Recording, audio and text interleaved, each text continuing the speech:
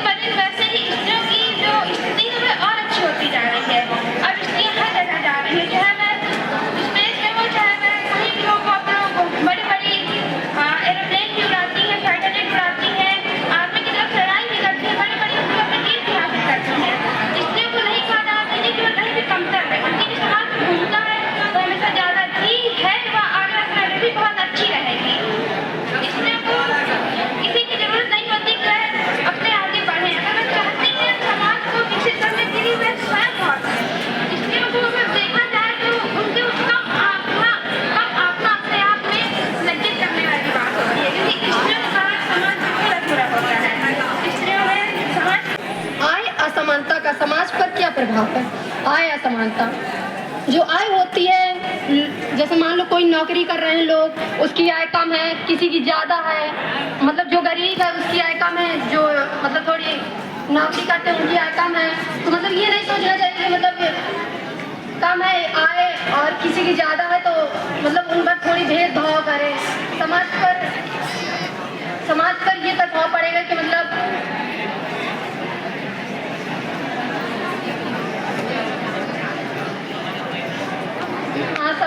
समाज के लोग यही सोचेंगे कि मतलब जो अमीर लोग हैं तो उनकी तरफ ज़्यादा लोग आकर्षित होते हैं, मतलब जो ज़्यादा पैसे वैसे पाते हैं, और मतलब जो गरीब होते हैं वो कम थोड़ी आय कमाते हैं इसलिए उनकी तरफ कम लोग आकर्षित होते हैं। मतलब ये नहीं, सब में समानता करनी चाहिए। आय भले ही आय एक संसाधन है, मतलब एक सोर्स है किसी भी चीज़ का, किसी भी वस्तु खरीदने में, लेकिन इससे समाज पर प्रभाव, ये समाज पर अलग प्रभाव नहीं होना चाहिए। इस बात के ऊपर आप लोगों को मेरी बात सुनकर बहुत अच्छा लगा, क्योंकि ये एक भावना आपके अंदर आई। ये भी एक साहित्य का प्रकार ही है, आप लोगों को इसे समझना चाहिए। और हिंदी क्योंकि हमारी मातृभाषा है, तो ये हमें साहित्य को समझने में एक बहुत ही अच्छा सहायक के रूप में काम करेगी। इसलिए मेरी आप सबसे निवेदन है कि आप लोग साहित्य को पढ़ें और हिंदी को पढ़ें, क्योंकि ये डिपेंड नहीं करता कि हम बाकी सबको सुधारें। अगर हम खुद सुधर जाते हैं तो दुनिया धीरे धीरे खुद ही सुधर जाएगी। धन्यवाद।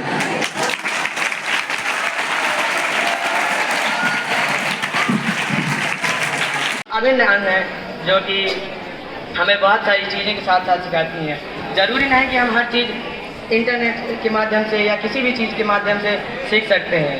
हम पुस्तकों के अनुसार, हमें पुस्तकों से कई चीज़ें ऐसी होती हैं जो हमें बिना शिक्षक के द्वारा भी हम सीख सकते हैं। या जैसे कि किसी महान व्यक्तित्व का अगर नाम लिया जाए तो जैसे भगत सिंह इत्यादि का नाम लिया जाए, तो उन्होंने जेल में रहकर भी कई सारी पुस्तकों का अध्ययन कर डाला और अपने ज्ञान के प्रभाव से इंग्लिश हुकूमत को अचानक से अचंभित कर दिया।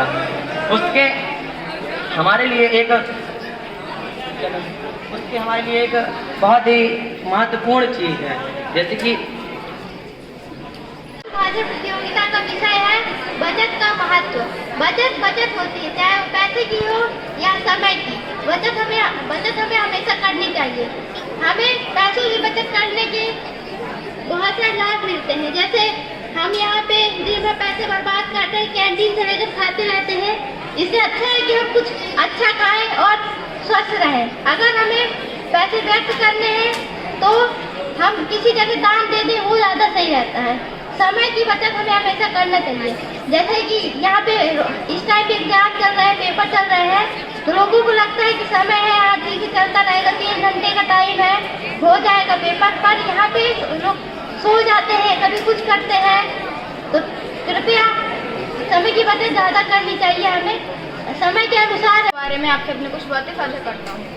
शिष्टाचार के माध्यम से हम कहीं पर भी खुद को ढाल सकते हैं और सभी के द्वारा हम जाने जा सकते हैं कि हमारे अंदर कितना शिष्टाचार है। हम अपने सदाचार शिष्टाचार के द्वारा कहीं पर भी जा सकते हैं और हमको ज़्यादा कहीं पर भी जाने में डर नहीं लगता है। शिष्टाचार हमारे लिए बहुत ज़रूरी होता है। अगर हमारे जीवन में शिष्टाचार नहीं है तो हमारा जीवन बेकार है।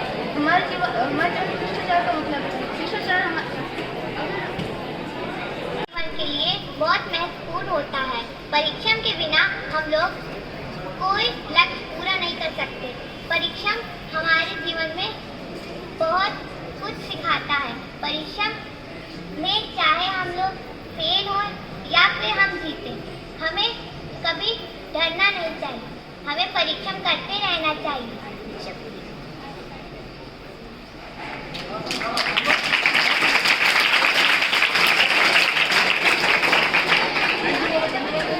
जानते हैं हमारे जीवन में टीम का बहुत महत्व है। हम टीम के बिना कहीं भी जाते हैं तो हमारी बात नहीं बनती है। अगर हमारे पास टीम नहीं है तो हम जीवन में अच्छे काम तो करते हैं लेकिन उनमें बहुत तकलीफें आती हैं, जिससे पेड़ पौधों का महत्व। पेड़ पौधे हमको हर चीज़ प्रदान करते हैं, जैसे खाना, पानी, शुद्ध पानी, हर चीज़। ये हमें हवा में जैसे ऑक्सीजन प्रदान करते हैं, जो हमको जीवन के लिए सबसे ज़्यादा उपयोगी मानी जाती है। जैसे कि ये फसल उगाने के लिए भी बहुत महत्व करते हैं। एक जंगल होता है, जंगल को काट के कोई खेत वेत बनाए जाते हैं, जिससे क्या कहते हैं, फसल उगाई जाती है। ये मिट्टी की क्षारता को भी बचाता है और बहुत सारी चीज़ों में ये इस्तेमाल होता है। पेड़ कई जीव जंतुओं का घर होता है, जैसे चिड़िया, केचुए, चूहे। केचुए को ये अपना आश्रय प्रदान करता है, जिससे जो आने वाले समय में जो खेती उगाई जाती है वो इसी से उगाई जाती है, मतलब इसकी मदद से उगाई जाती है। इसमें विभिन्न प्रकार के बंदर भी रहते हैं और इसके आसपास कि हम चीज को पॉजिटिव लेते हैं या निगेटिव। अगर हम पॉजिटिव वे में कंप्यूटर का यूज करेंगे तो हम उसका लाभ मिलेगा। जैसा कि हम देखते हैं पढ़ाई के ऊपर, अगर उसका हम सही तरीके से इस्तेमाल करेंगे तो हम पढ़ाई में हमेशा आगे रहेंगे। अगर कोई गेम खेल रहा है, ना बोले अपना टाइम वेस्ट कर रहा है, कंप्यूटर देखिए तो चीजों के लिए बना है, या तो आप उसका सही यूज कर लें या तो फिर उसके लिए टाइम वेस्ट कर लें। अगर आप उसका सही यूज करेंगे तो आप उसके लाभ को पाएंगे, बट अगर आप उसका सही यूज नहीं किया तो सिंपल है कि आप उसके लाभ को नहीं पा पाएंगे। ये इसका डिसयूज है। आजकल कंप्यूटर पूरी दुनिया भर में, भारत, जितने भी सारे देश, हमारी पूरी दुनिया में इसका यूज हो रहा है। धन्यवाद।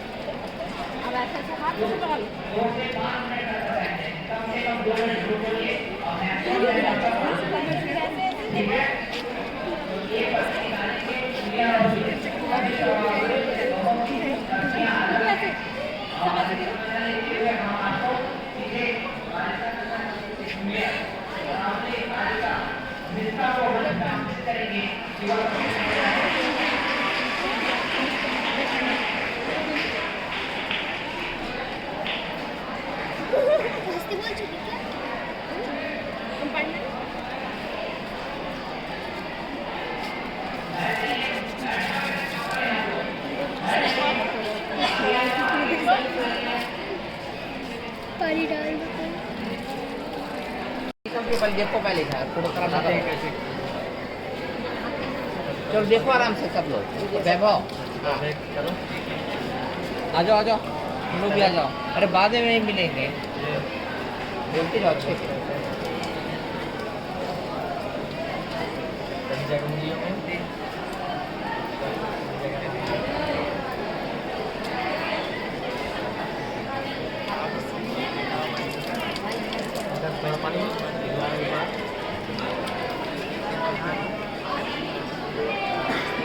ये आप देख रहे हैं ना, स्वच्छता ही सेवा के अंतर्गत आज हम लोग कैसे हाथों को साफ करते हैं।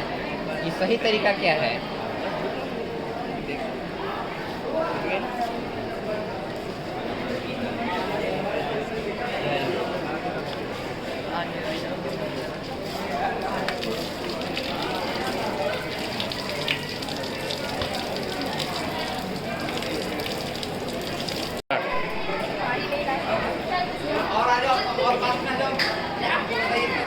रुकिए सर, रुकिए एक मिनट।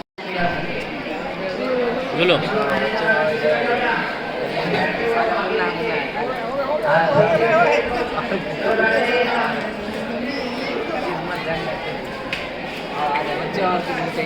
सर आप बोलो। बाल दिलाना तो आगे सर हम भी हैं इसमें इन्वॉल्व।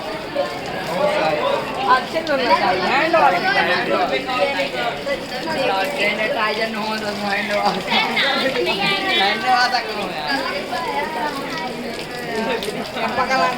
आप दिखाना क्या चाह रहे हैं? पानी वेस्ट कर रहे हैं बच्चे पीने वाला, पानी वेस्ट हो रहा है। पड़ जाएगी काय नहीं बदतमीजी करोगे सर बदतमीजी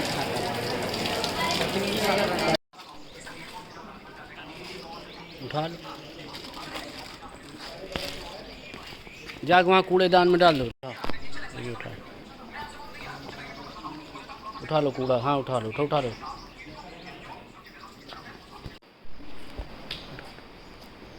उठा के बेटा इधर कर दो, बस थोड़ा साइड में रख दो। हाँ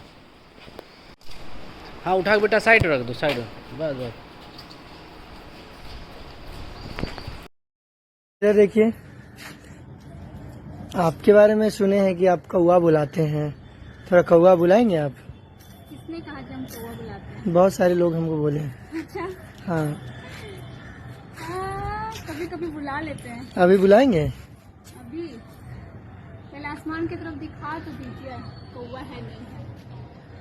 हाँ अभी तो नहीं है, सिर्फ चांद है। चलिए इधर चांद इधर चांद, हाँ। ऐसा कहना है।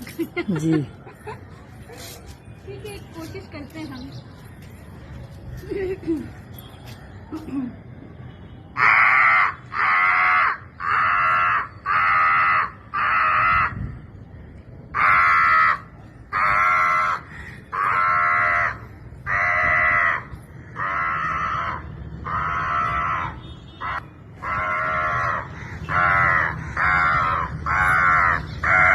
सही में यार, आप तो कौवा का भीड़ लगा दी।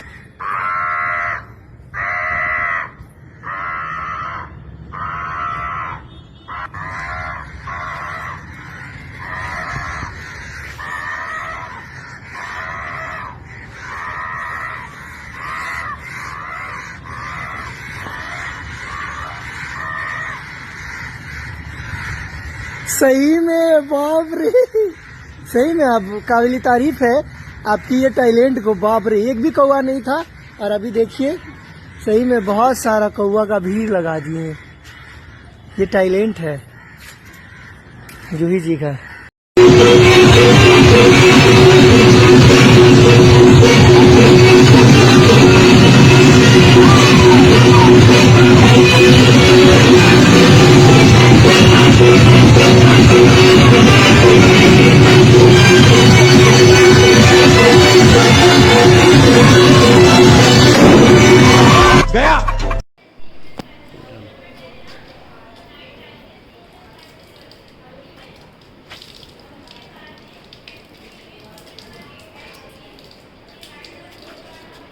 जल ही जीवन, जल को बचाइए।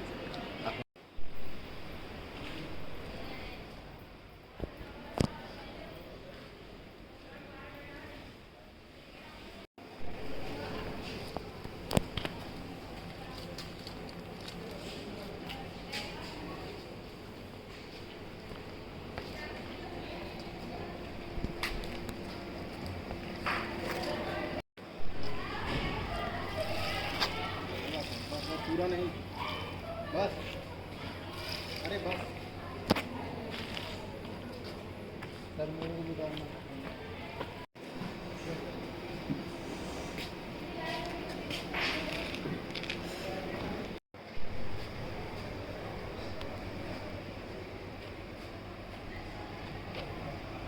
पानी कहाँ डाल रहा है? हाथ लगा दे, हाथ लगा।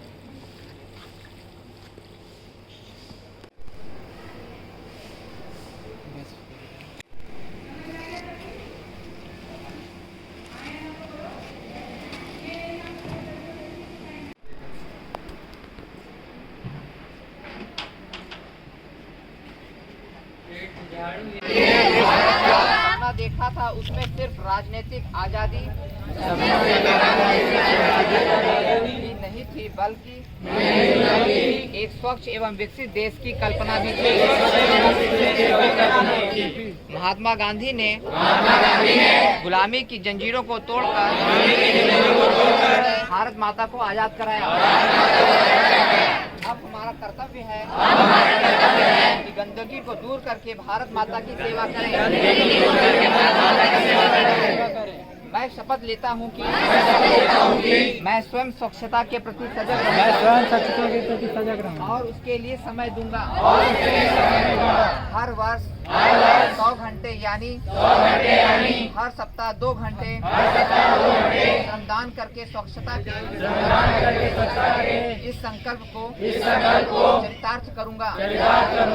मैं न गंदगी करूंगा न किसी को करने दूंगा। सबसे पहले मैं स्वयं मेरे परिवार से, मेरे मोहल्ले से, मेरे गांव से एवं मेरे कार्यस्थल से शुरुआत करूंगा। मैं यह मानता हूँ दुनिया के जो भी देश स्वच्छ दिखते हैं उसका कारण यह है कि वहाँ के नागरिक गंदगी नहीं करते और न ही होने देते हैं। मैं आज जो शपथ ले रहा हूँ वह अन्य 100 व्यक्तियों से भी करवाऊंगा कि वे भी मेरी तरह स्वच्छता के लिए 100 घंटे दें। इसके लिए प्रयास करूंगा।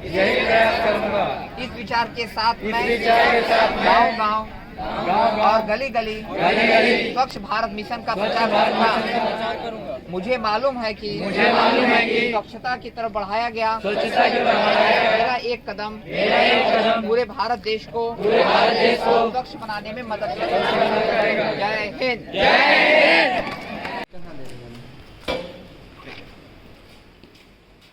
बस बहुत अच्छे।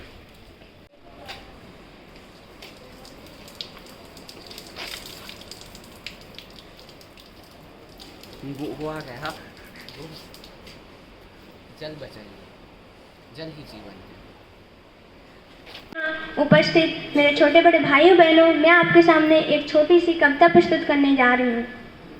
संस्कृति का विस्तार है हिंदी, संस्कृति का विस्तार है हिंदी, भाषा का आधार है हिंदी, हिंदी ही तो अपनापन है, हिंदी ही तो अपनापन है, यही एकता का दर्पण है। तो संकल्पित हो जाओ हिंदुस्तान में हिंदुस्तान रहे, तो संकल्पित हो जाओ हिंदुस्तान में हिंदुस्तान रहे, हिंदुस्तान में हिंदुस्तान रहे। हिंदी मान है, हिंदी देश का मान है, हिंदी हिंदी देश की पहचान रहे।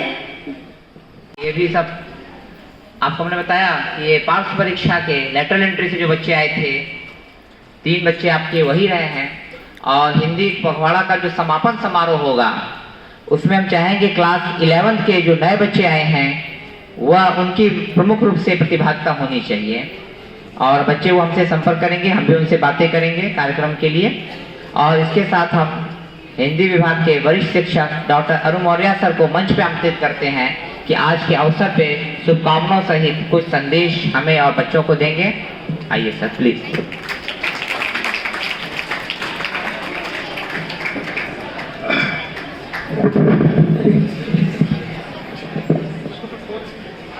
अपनी कविता के माध्यम से हमारे समाज में हिंदी के प्रति क्या नजरिया है उसको व्यक्त करने का प्रयास कर रहा हूँ।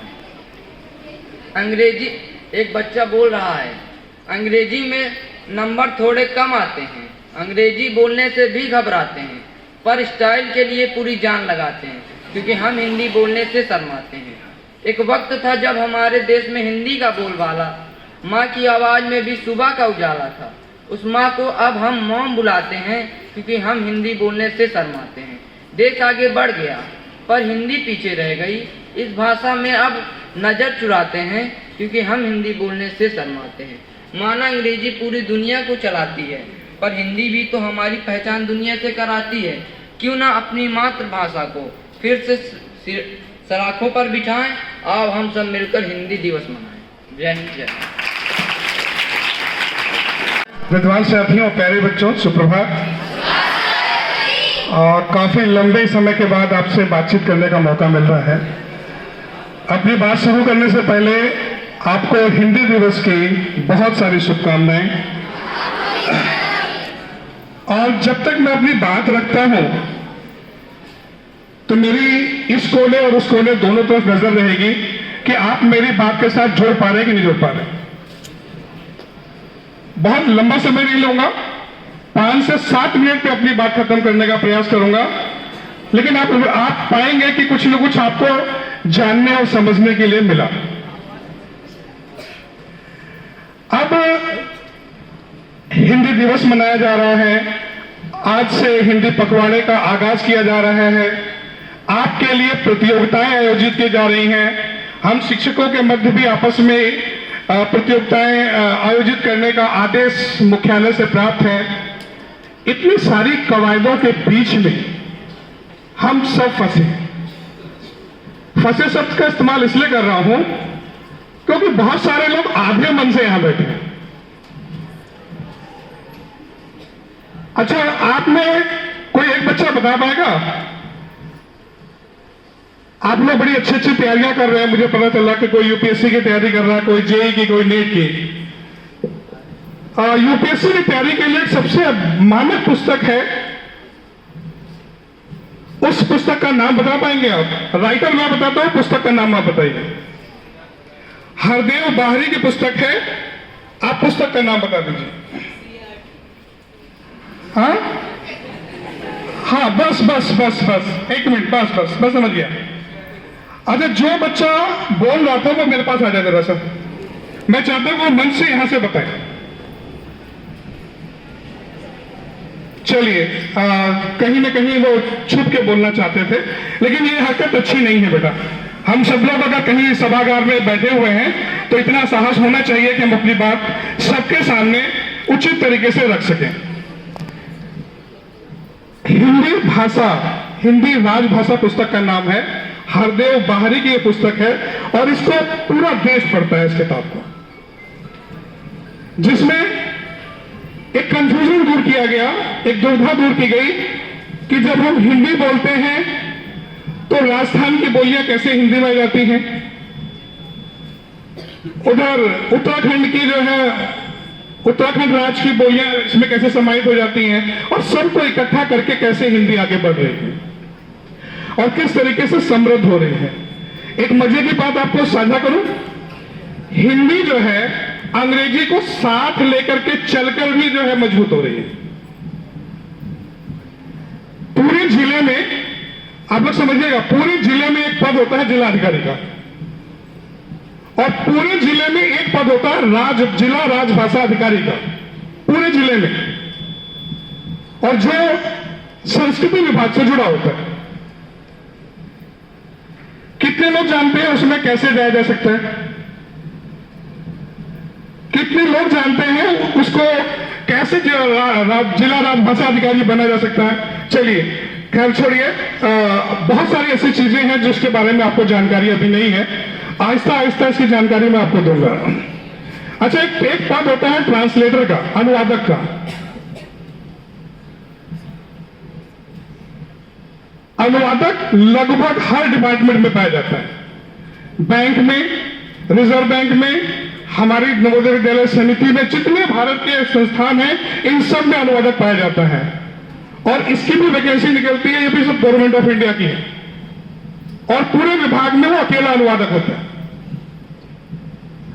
आपको जो मन से बताया गया कि इस डेट में हिंदी को राजभाषा घोषित किया गया, ये स्थितियां बताई गई, थोड़ा सा हट करके बताऊंगा आपको कि राजभाषा की स्थिति क्या है और राष्ट्रभाषा की स्थिति क्या है।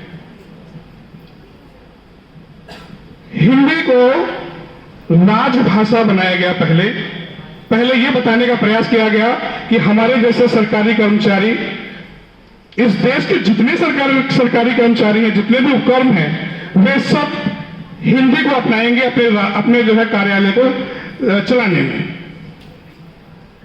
और शायद ये भावना आगे तक पहुंचेगी सामान्य जन में, और सामान्य जन इसे अपनाएंगे, और तब कहीं जाकर के हिंदी राष्ट्रभाषा बनेगी। अच्छा, कोई एक बच्चा बता पाएगा इंक्लूडिंग +2 तक कि राष्ट्रभाषा किसे कहते हैं, और आपस में बातचीत मत करो। ज्ञान लेकर के बताने का मतलब नहीं, अगर आपको आता है तो हाथ उठाइए और बात करिए। राष्ट्रभाषा किसे कहते हैं, बहुत चर्चा हुई है, मेरे से पहले भी वक्ताओं ने यहां से बोला होगा, जब से विद्यालय खुला हुआ है तब से सारी बातें चल रही हैं, और देश की आजादी के बाद से लेकर के आज 2025 तक हम इन्हीं सब चीजों में जूझ रहे हैं और उलझे हुए। क्या होता है राष्ट्रभाषा, बताइए। हाँ शाबाश, खड़े हो जाओ, आ जाओ मेरे पास हो।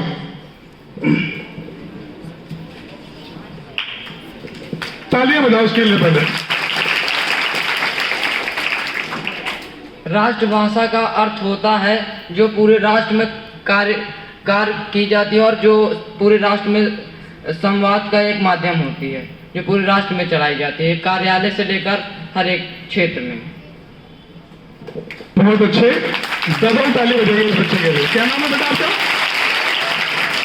हाँ, अमन गुप्ता के लिए एक और ताली। कम से कम एक बच्चे को यह तो पता है कि राष्ट्रभाषा का स्वरूप क्या है। राष्ट्रभाषा का स्वरूप बहुत भावनात्मक है। जिस तरीके की भावना हम अपने राष्ट्र के प्रति रखते हैं और उसी तरीके की भावना हम राष्ट्रभाषा के प्रति भी रखते हैं। जैसे हम अपनी माँ को जब माँ बुलाते हैं, जो भावनाएं उस बुलाने में निकलती है ना, वही राष्ट्रभाषा और राष्ट्र के लिए भी होनी चाहिए। सही मायने में यह अर्थ हुआ राष्ट्रभाषा का।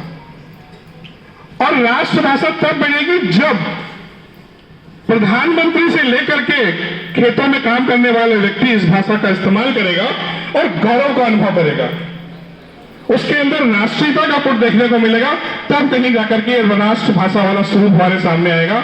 और शायद तब हम दूसरी भाषाओं को अपना करके गौरवान्वित महसूस नहीं करेंगे, और जल्दी ही ये स्वरूप बदलेगा।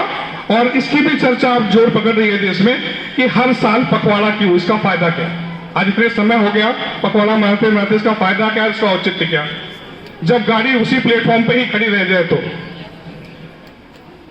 तो ये था आपके बारे, आप कितना जानते हैं हिंदी के बारे में। अब मैं आपको ले चलता हूं इस देश से बाहर निकाल करके दूसरी दुनिया में। जितनी भी यूनिवर्सिटीज हैं लिंग्विस्टिक डिपार्टमेंट में, 128 देशों की यूनिवर्सिटियां लिंग्विस्टिक डिपार्टमेंट में हैं, जिसे भाषा विभाग कहा जाता है। वहां पर हिंदी के साहित्यकारों को पढ़ा और पढ़ाया जा रहा है, तुलनात्मक अध्ययन कराया जा रहा है। रशिया का साहित्य इंडिया के साहित्य के साथ कंपैरिजन करके बताया जा रहा है। क्यों, क्या जरूरत है इसकी? उस देश की परिस्थितियां अलग हैं, उस देश के लोग अलग हैं, हम लोग अलग हैं, हमारे देश की परिस्थितियां अलग है, सामाजिक ढांचा अलग है। सिर्फ इसलिए कि जो कुछ वहां फायदेमंद है वो हमको भी प्राप्त हो सके। सबसे ज्यादा काम चल रहा है इस समय तुलनात्मक अध्ययन का।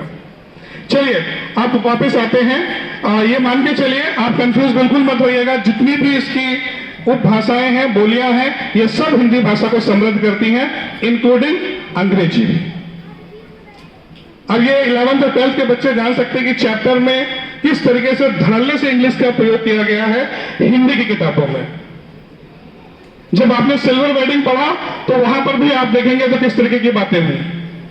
जब आपने जामुन का पेड़ पढ़ा तो वहां पर भी कितने सलीके से और संदर्भवश चीजों को जोड़ करके रखा गया। कहने का मतलब सिर्फ मैं एक बात बताना चाहता हूं आपको कि भाषा हमसे और आपसे मजबूत बनती है, अपने आप मजबूत नहीं बनती। उस भाषा का इस्तेमाल हम कैसे करते हैं, किन संदर्भों में करते हैं, यह महत्वपूर्ण है। किस प्रभाव से करते हैं, और भाषा का 2-3 जो उद्देश्य है वो बेटे क्या बात होगी कुछ कहें? बाद में मिल लेना ना। भाषा का जो उद्देश्य है, लिखना, पढ़ना, बोलना और समझना। किसी भी भाषा में आप ये 4 चीजें करते हैं, इसका मतलब वो भाषा आपको आती है और उसके आप ज्ञाता है। चलिए अब शुरू करते हैं हिंदी के बारे में। हिंदी की उपबोलियों में ब्रज भाषा, अवधी भाषा, ये 2 प्रमुख भाषाएं हैं जिनके आधार पर हिंदी खड़ी होती दिखाई पड़ती है। जो भक्ति काल से निकल करके जब आधुनिक काल में आते हैं तो वहां पर हमें भारतेंदु हरिश्चंद्र दिखाई पड़ते हैं। और भारतेंदु हरिश्चंद्र एक ऐसे लेखक हैं जिन्होंने हिंदी की सभी विधाओं पे काम किया।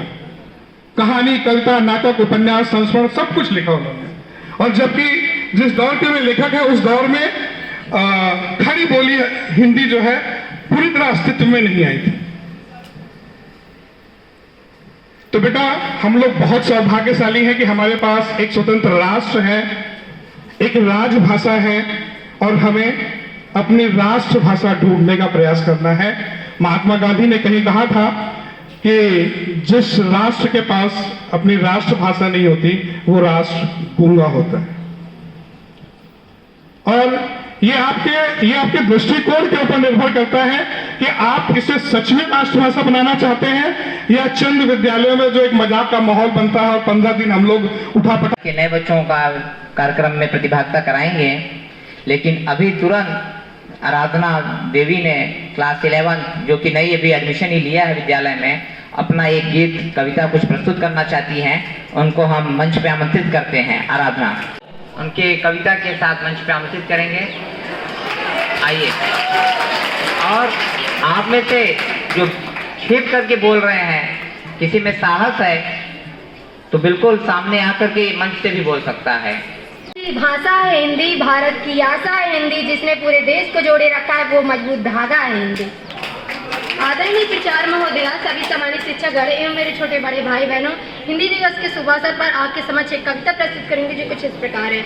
मैंने पूछा है हिंदी से इतनी गुमसुम हो कैसे, अब तो हिंदी दिवस है आना, सम्मान तुम्हें सबसे है पाना। हिंदी बोली यही खिला है, वर्ष का एक दिन मुझे मिला है। मेरे बच्चे मुझे न जाने, लो अंग्रेजी का माने, सीखे लोग यहाँ जापानी, मैं हूँ बिल्कुल अनजानी। हिंदी की यही बात सुनी जब ग्लानी हो उठी, मैं तब सोचा माँ की पीड़ा बता दूँ, जन जन तक हिंदी पहुँचा दूँ। अंत में आपके समक्ष रामायण की 2 चौपाइयाँ गाने के माध्यम से प्रस्तुत करूंगी जो कुछ इस प्रकार है। मंगल भवनिया मंगल हारी,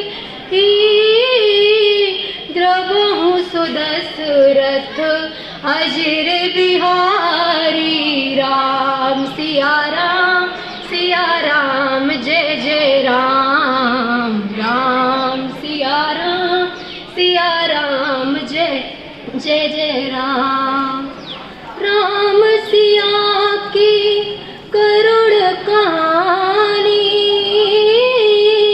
एक ही चंदन एक ही पानी। राम सिया राम जय जय राम। धन्यवाद।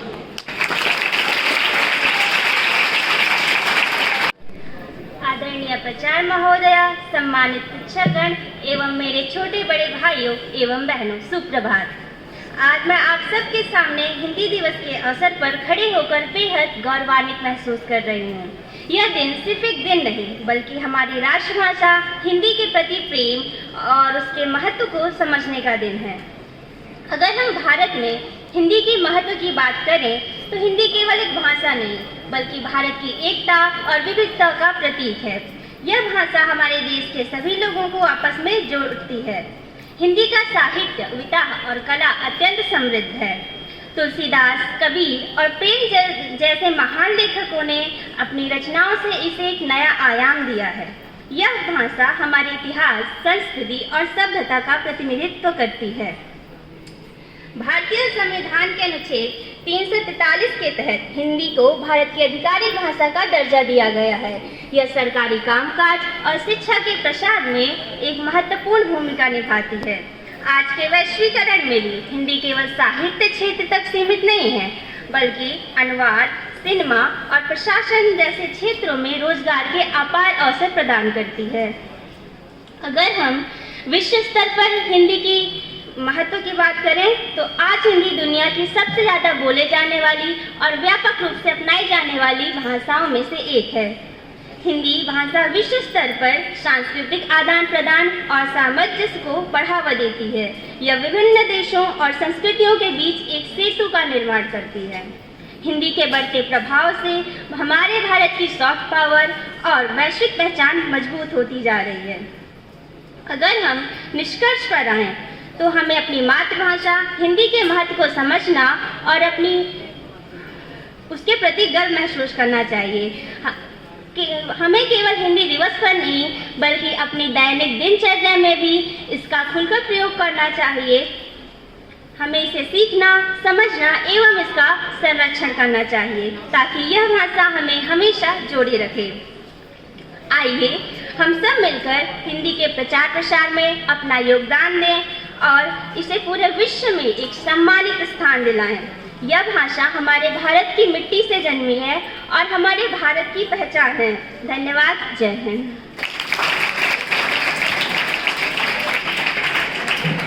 धन्यवाद बेटा। प्रस्तुत किया और आपके लिए छुपा हुआ रहस्य भेद भी बताया कि कैसे अगर हम एक दूसरों का सम्मान करते हैं तभी आपको भी सम्मान प्राप्त होगा। सिर्फ भाषा के लिए नहीं, ये जीवन में के लिए भी सच्चाई है।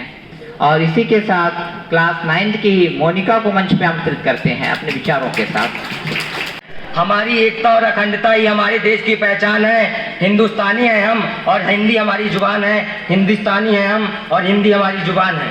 आदरणीय प्राचार्य महोदय, ईश्वर तुल्य शिक्षागण और मेरे प्यारे भाइयों और बहनों, आप सभी को इस महान दिवस हिंदी दिवस की हार्दिक शुभकामनाएं। मैं इस महान दिवस में अपने कुछ विचारों को आप सभी के समक्ष प्रस्तुत करना चाहूँगा। जैसा कि आप सभी जानते हैं कि हम यहाँ हिंदी दिवस मनाने के लिए एकत्र हुए हैं। किसी देश की मातृभाषा सिर्फ भाषा नहीं, उस पूरे देश की संस्कृति भी होती है और अपनी संस्कृति को बचाना हम सभी का दायित्व है। प्रतिवर्ष पूरे भारतवर्ष में 14 सितंबर का दिन हिंदी दिवस के रूप में मनाया जाता है। हालांकि वर्ष 1918 में गांधी जी ने हिंदी साहित्य सम्मेलन में हिंदी भाषा को राष्ट्रभाषा बनाने को कहा था, पर 14 सितंबर 1949 के दिन संविधान सभा में एक मत से निर्णय लिया गया कि हिंदी भारत की राजभाषा होगी, राष्ट्रभाषा नहीं। हिंदी को देवनागरी लिपि में भारत के कार्यकारी और राजभाषा का दर्जा आधिकारिक रूप में दिया गया। हिंदी हमारे हृदय की भाषा है जो कश्मीर से लेकर कन्याकुमारी तक, संसद से लेकर सड़कों तक और साहित्य से लेकर सिनेमा तक हर जगह संवाद का सबसे बड़ा पुल बनकर सामने आती है। किंतु फिर भी बड़े दुख की बात है कि हिंदी अपने देश में अपने ही लोगों से अपमानित होती है। हिंदी के ही देश में यह सुनना कि हिंदी तो पानी पूरी बेचने वाले की भाषा है, अंतर्मन को आहत कर जाता है। 1899 में लॉस एंजिल्स अमेरिका हमारी ज्ञान परंपरा के शिखर पुरुष स्वामी विवेकानंद ने एक अमेरिकन ने पूछा, how are you Swami ji? Swami ji ने उत्तर दिया, मैं ठीक हूँ। अमेरिकन को लगा कि स्वामी जी को अंग्रेजी नहीं आती, इसलिए हिंदी में जवाब दे रहे हैं। अमेरिकन को टूटी फूटी हिंदी आती थी, तो अमेरिकन ने बोला कि भारत से यहाँ आकर आप कैसा लग रहा है आपको? तो उन्होंने उत्तर दिया, I am feeling good, your country is beautiful. American ने कहा, मैंने आपसे अंग्रेजी में सवाल किया तो आपने हिंदी में जवाब दिया, और जब मैंने हिंदी में पूछा तो आप अंग्रेजी में बोल रहे हैं, ये क्या पहेली है? स्वामी जी मुस्कुराए और बोले, जब तुमने अपनी मातृभाषा में सवाल किया तो मैंने अपनी मातृभाषा में जवाब दिया, फिर जब तुमने मेरी मातृभाषा का सम्मान किया तब मैंने अपनी मातृभाषा का सम्मान करते हुए हिंदी में प्रश्न पूछा। मैंने तुम्हारी मातृभाषा का सम्मान किया और बदले में तुमने मेरी मातृभाषा का सम्मान किया। 123 साल हो गए इस बात को, लेकिन स्वामी जी की इस बात को हम आज तक नहीं समझ पाए। हम नहीं समझ पाए कि आज की ऊंची राजनीति का पहला षड्यंत्र यही है कि हमें टुकड़ों में बांट दिया जाए, कभी जाति के नाम पर, कभी क्षेत्र के नाम पर, तो कभी भाषा के नाम पर। अब यह हमें तय करना है कि राजनीति में निहित स्वार्थों की भेंट चढ़ जाएंगे या अपनी इस भूल को सुधारकर हिंदी के इतिहास में एक नई क्रांति लाएंगे। लेकिन क्या विडंबना है भारत में हिंदी की। परिधान चढ़ा था विश्व गुरु का, वो परिधान बचाने में उमड़ी थी ज्वाला शौर्य कांति की माँ की शान बचाने में। पर क्या अर्थ हुआ अभियानों का, संघर्षों का, बलिदानों का, तेजस्वी छाया का, रण का खून में लपट काया का। अंग्रेजी के टूटे फूटे शब्द मधुर अब लगते हैं, साहित्य शब्द सी भाषा तो अब तीर चुभन के लगते हैं। वेदों में तो किस्से हैं, आज की युवाओं की विचारधारा क्या है कि वेदों में तो किस्से हैं, इतिहास में उन्हें बस रहने दो, तुलसी काली को मूक रखो, पुस्तक में चिपके रहने दो। अरे भारत का मस्तक भी पीड़ा से तब झुक जाता है जब भारत का बच्चा भी हिंदी कहने में कतराता है। माते चंदन हिंदी है, भारत माँ का वंदन हिंदी है, गोरों का मर्दन हिंदी है, लौटा अभिनंदन हिंदी है। हिंदी राग नहीं, अनुराग नहीं, हिंदी राग नहीं, अनुराग नहीं, सद्भाव नहीं, बंदूक नहीं, संदूक नहीं, अलगाव नहीं, टकराव नहीं, लोगों से दूषित भाव नहीं, हिंदी एक अभिलाषा है, हिंदी एक अभिलाषा है। अरे जो जोड़े 29 बेटों को, हिंदी तो भारत माँ की आशा है। अरे जो जोड़े 29 बेटों को, हिंदी तो भारत माँ की आशा है। धन्यवाद। माननीय प्राचार्य महोदया के द्वारा आपको संप्रेषित किया जाएगा। माननीय प्राचार्य महोदय से अनुरोध है कि वो मंच पे आए और संदेश आप तक पहुंचाने का कष्ट करें। कृपया मैम।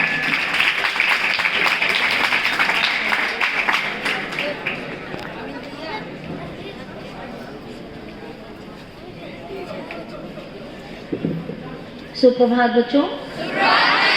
जैसा कि आप जानते हैं कि आज 14 सितंबर का दिन है और आज का दिवस संविधान सभा के द्वारा हिंदी दिवस की तरीके से मनाया जा रहा है। उसे स्वीकार किया गया, घोषित किया गया कि जो हमारी हिंदी है वो राजभाषा है और ये हमारी भाषा केवल किताबों में ही नहीं बल्कि हमारे भावों को, विचारों को अच्छे ढंग से व्यक्त करने का एक सरल माध्यम है। हिंदी एक ऐसी भाषा है जो सबसे सरलतम तरीके से बोली जाती है। वैसे कहते हैं ना कि जैसे पानी बदलता है वैसे ही दूरी दूरी पर भाषा भी बदलती है, लेकिन हमारी जो राजभाषा है वो हमारी हिंदी है। तो आज हिंदी दिवस के अवसर पर माननीय शिक्षा मंत्री भारत सरकार श्री धर्मेंद्र प्रधान जी का जो संदेश है, शुभकामनाएं हैं, वो मैं आपके सामने पढ़ रही हूँ। हिंदी दिवस के शुभ अवसर पर आप सभी को मेरी हार्दिक शुभकामनाएं। भारत विविधताओं का से परिपूर्ण राष्ट्र है। यहाँ अनेक भाषाएं और बोलियां बोली जाती हैं। इसे ध्यान में रखते हुए भारतीय संविधान द्वारा 14 सितंबर 1949 को एक उन्नत, समृद्ध, वैज्ञानिक और लोकप्रिय भाषा हिंदी को राजभाषा के रूप में अंगीकार किया गया एवं संविधान में इसके आधिकारिक प्रयोग के संबंध में समुचित प्रावधान किए गए। हिंदी हमारी संस्कृति की पहचान है तथा राष्ट्रीय चेतना की भाषा है। हिंदी भाषा के प्रति सम्मान को बनाए रखना तथा इसका कार्यालय में अधिक से अधिक प्रयोग करना हमारा संवैधानिक दायित्व है। सरकार और जनसाधारण के बीच संपर्क, संवाद और संप्रेषण के माध्यम के रूप में निसंदेह हिंदी एक महत्वपूर्ण भूमिका निभाती रहती है। स्वयं माननीय प्रधानमंत्री जी द्वारा विश्व के अनेक मंचों पर व सम्मेलनों में हिंदी में अपना उद्बोधन देना, विचारों व मंतव्यों को व्यक्त करना इस बात का प्रमाण है कि सरकार इसके प्रयोग को निरंतर बढ़ाने के लिए प्रतिबद्ध है। संघ की राजभाषा के रूप में हिंदी को अपनाने के संवैधानिक उद्देश्यों को पूरा करने के लिए यह अपेक्षित है कि भाषा की सहज और सरल अभिव्यक्ति के माध्यम से हिंदी में टिप्पण एवं पत्राचार को प्रोत्साहित किया जाए। यद्यपि संघ की राजभाषा नीति का आधार सद्भावना, प्रेरणा एवं प्रोत्साहन है, तथापि अन्य सरकारी अनुदेशों के अनुपालन हित की भांति इससे संबंधित अनुदेशों का अनुपालन भी दृढ़ता पूर्वक किया जाना चाहिए। हिंदी दिवस के इस पावन अवसर पर हम सब ये संकल्प लें कि हम सभी गर्व और उत्साह से अपना दैनिक कार्यालयीन कार्य हिंदी में करेंगे और राजभाषा संबंधी प्रावधानों का अनुपालन सुनिश्चित करेंगे। मुझे विश्वास है कि हम सामूहिक प्रयासों से शिक्षा मंत्रालय एवं इसके प्रशासनिक नियंत्रणाधीन संस्थानों, निकायों, विश्वविद्यालयों आदि में राजभाषा संबंधी लक्ष्यों को प्राप्त करने के लिए सफल होंगे। जय हिंद। धर्मेंद्र प्रधान, शिक्षा मंत्री, भारत सरकार। जय हिंद, जय भारत, जय हिंदी।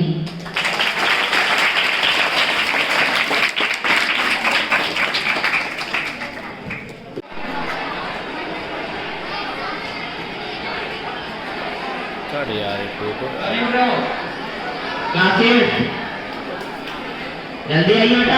इतना फोर व्हीलर क्या करते रहते तुम हर काम में? उनके गुरुओं ने भी, पीटी सर, पीटी मैडम ने भी सहयोग किया, उनका निर्देशन दिया, क्योंकि बिना गुरु के कुछ भी संभव नहीं है।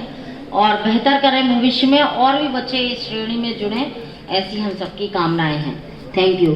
कि बच्चे यहाँ पर एकेडमिक के साथ साथ अन्य एक्टिविटीज़ में भी बहुत अच्छे से भाग लेते हैं। और स्टेज का मौका जब बच्चों की संख्या कहीं ज़्यादा होती है तो उतना नहीं मिलता है, लेकिन नवोदय विद्यालय इतने सारे कंपटीशन स्कूल के अंदर या स्कूल के बाहर भी कराते हैं और आप अपनी प्रतिभाओं को आगे बढ़ाते हैं। और ये प्रतिभाएं, आप ऐसा मत सोचिए कि एकेडमिक्स ही केवल को करिकुलर एक्टिविटीज़ भी जीवन में, जब आप कहीं मेडिकल इंजीनियरिंग या कॉलेजेस में जाते हैं तब आप बहुत बेहतर परफॉर्मेंस करते हैं।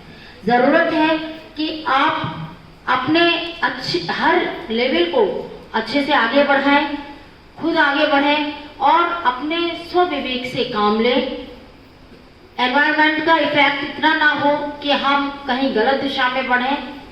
ज़रूरत है कि जिस कारण से आप नवोदय विद्यालय में आए हैं उसकी गरिमा को बरकरार रखें। जो भी नियम आपको बताए जाते हैं उनको फॉलो करें।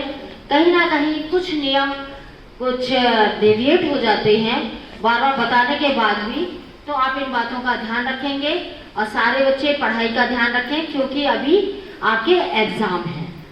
ज़रूरत है कि आप उनको रिवीजन करें और जो सिलेबस आपके पूरे नहीं हुए हैं, मैं टीचर्स से कहूँगी कि आप थोड़ा सा एक्स्ट्रा टाइम दे करके बच्चों को उन सिलेबस को पढ़ाएं, क्योंकि क्वेश्चन पेपर आपके विद्यालय लेवल के नहीं है, बाहर से आ रहे हैं। पर इसके लिए परेशान होने की ज़रूरत नहीं है। आप अच्छे से मेहनत करेंगे तो ज़रूर कामयाब होंगे। अपना दिमाग लगा करके आप पढ़ाई करिए और टीचर आपको गाइड कर रहे हैं। Thank you.